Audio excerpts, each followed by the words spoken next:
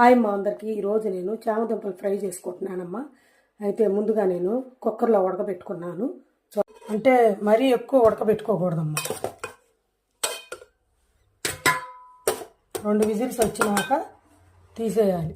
ఆవిరికి అవే ఉడుకు. చామదుంపల్ని ఇట్లా ఉడకబెట్టుకున్నానమ్మా కుక్కర్లో. తర్వాత ఒక గరిట ఆయిల్ వేసుకున్నాను. తర్వాత ఎండుమిర్చి, తాలింపు గింజలు వచ్చేసరికి ఉల్లిపాయ ముక్కలు, కరివేపాకు, పచ్చిమిర్చి వేసుకోవాలి. ఉల్లిపాయలు మగ్గాక ఇట్లా చామదుంపల్ని చిన్న చిన్నగా ముక్కలు కట్ చేసుకొని వేయించుకోవాలమ్మా.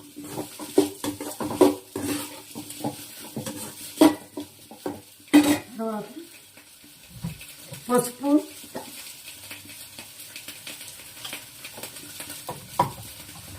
సాల్ట్,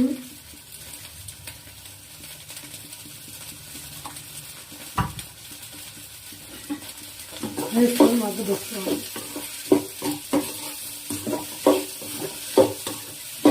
2 మినిట్స్ అన్న మగ్గాలమ్మా.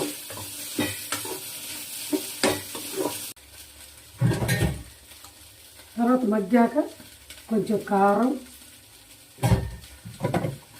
ధనియాల పౌడరు, జీలకర్ర పౌడరు కలుపుకుంటే బాగుంటుంది.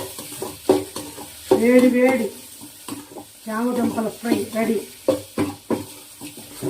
పప్పుచారులో కూడా చాలా బాగుంటుంది. మళ్ళీ చపాతీల్లో కూడా బాగుంటుందమ్మా. ఓకే, బాయ్ అమ్మా.